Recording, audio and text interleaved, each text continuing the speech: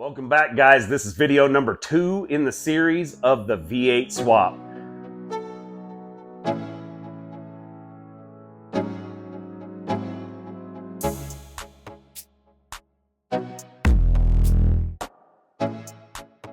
So we're going to introduce the guy that's having this swap all done. He's the one paying for all of this. This is my buddy Dexter. He's been in the crew for a while. Say hello to him and welcome him to the channel because you're going to be seeing a lot more of him. Besides this V8 swap that he's probably going to spearhead because it's his. He's going to be spending a lot more time behind the camera, working over here because our schedules just don't always mesh. He is my lighting tech guy. He's the one that does all of the install stuff and helps me out with the stuff that I don't even know about when it comes to wiring. As you can tell, this thing's got a little bit of extra wiring under the hood. We're going to tell you today what needs to be removed, what needs to stay, just kind of give you a breakdown of how to do this teardown. This is, like I said before, this is not going to be a complete nut and bolt. We're not going to show you every way to do this. There are actually other videos out there that spend that kind of time, but we're going to be on the JK aspect of this. So we're going to give you the knowledge that we feel you need to know. If you're already doing this, you probably have some of the knowledge to do and tackle a project like this. If not, this is probably not your project, right? Definitely not your project. Correct. Let's go over to Dexter and let him explain what we're going to remove today, what we feel like can stay with the motor as far as wiring, what we feel like can just be left on the Jeep, or things that we feel like we have to remove. What do you think, Dex? What's got to be removed? Well, in my case, the hood. The hood. Well, first and foremost, I have a Cal induction hood. Doesn't allow it to fold back and get out of the way. It had to go. It's just easier with it off anyway. Well, typically you can lay it up against the windshield and it's basically off. Right. I didn't have that ability. The only wiring you really need to disconnect and pull out of here is the engine harness itself that's attached to the engine. Typically, it'd be a lot easier to unhook it from the computer and pull the computer. Right. In my case, since the engine's already mostly tore apart, I'm probably just going to remove the wiring harness itself. Gotcha. He already had an issue, and this thing spent a lot of time at the shop. They did some tear down and getting to things. So we're kind of in a middle state on that tear down. So his will be a little bit different. But for the most part, like you said, you just want to go at it and start disconnecting stuff and removing it all from there. What about the radiator and things of that nature? Everything on the front end is coming out. Why are we removing the radiator? Because you're getting a bigger one anyway. Things you might not think about, you need a V8 radiator. This radiator is not even going to cut it. That's all part of the Jeep Speed Shop kit, and that all can be found at the Jeep Speed Shop website. All of that stuff comes in. You can actually use factory radiator. Yeah, but we're in Arizona. That's just not going to cut. I'm telling you, don't. Just don't.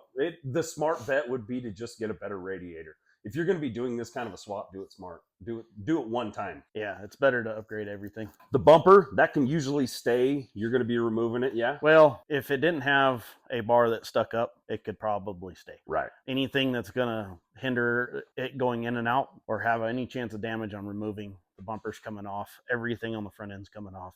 Well, yeah, because, I mean, you have to pull the motor. You're going to pull the transmission at the same time? Yes. Yeah, I mean, it seems like a smart bet. We'll pull them both right out one unit.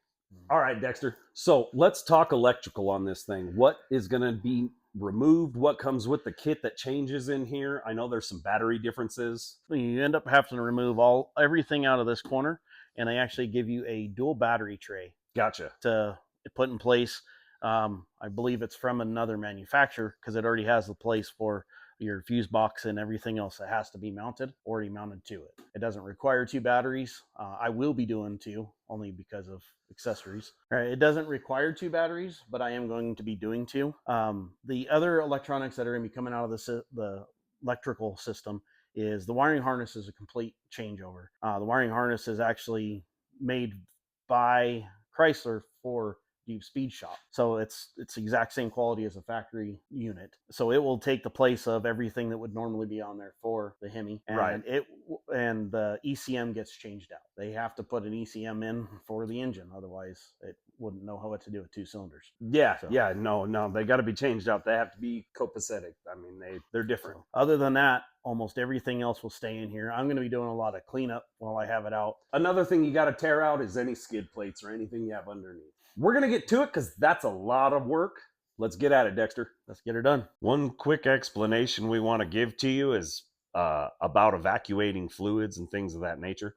Dexter, what is the first step we need to really get into it? Well, the actual first step in his instructions is to take it to a shop to evacuate the AC out. You never want to let it go into the atmosphere. It's kind of a dangerous material. I actually have a machine. That's the only reason we've taken into this far, so we can actually recover all of the material instead of letting it go into the atmosphere. Not only that, but it's kind of an expensive fluid or kind of an expensive deal, and the shop will usually be able to collect that and give you credit back for that when you go to get it refilled. You're going to end up saving yourself a lot of money. This stuff is super expensive right now. You don't want to just let it go into the atmosphere. You're going to be letting $100 bills just float away. That's big time. Yeah, definitely take it to a shop and have it evacuated if you don't have the proper tools. Then all your fluids get to go.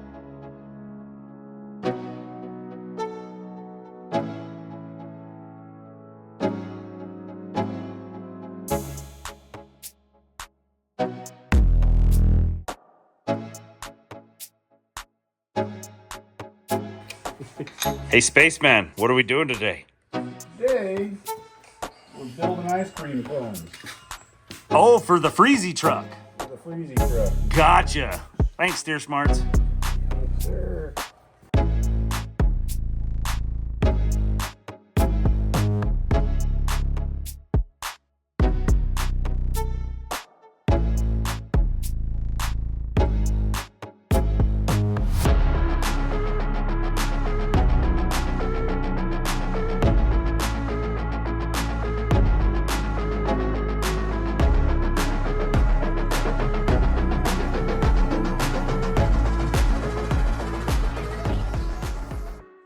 So there's this clip here hooked to the battery box. It's probably going to be easiest to pull these lines out, but these little clips are not the easiest to get to. This is a lot easier to pull these lines to try to get these lines off than mess with that Christmas tree. But right inside this hole is where this piece here goes. It's kind of a pain in the butt to get in there. You have to take a pick tool, actually shove it in there to pick it up, and there's 2 sides and it's 2 halves. Day 1 of the tear out just about done. I've got a lot of that wiring disassembled, pulled out of the way, battery box removed. I removed the fuse box just for ease. She should be just about ready to start pulling other than pulling brackets out. We're working on it. A lot of tedious stuff. I'm done with day 1. We've gone ahead and torn out the battery box, pulled the fuse box, pulled all the pieces and parts off this side that I can get out of here. If you have a good Christmas tree tool, it'll definitely help with this process. I've removed any extra wiring I had in the Jeep so that I could take and make this removal process as smooth as possible. All the wiring should be detached, pulled away from anywhere it's attached, and ready to start unbolting the engine and transmission. That will require more than just myself, so we will finish that at a later date. Yesterday, I did not get on camera to explain what I was doing. Following up from previous, tore the front core support out, got the radiator out, pulled any and all accessories, undid all the wiring, pulled everything out of the way so that I could take and get to the point where I'm getting ready to pull the engine. Today, I'm pulling the exhaust out. I'm going to drain the fluid from the transmission. It needs a service anyway. And that way I can get rid of the 2 transmission coolers I have in the system. I'm going to get started this morning and hopefully we'll get through the exhaust removal quickly.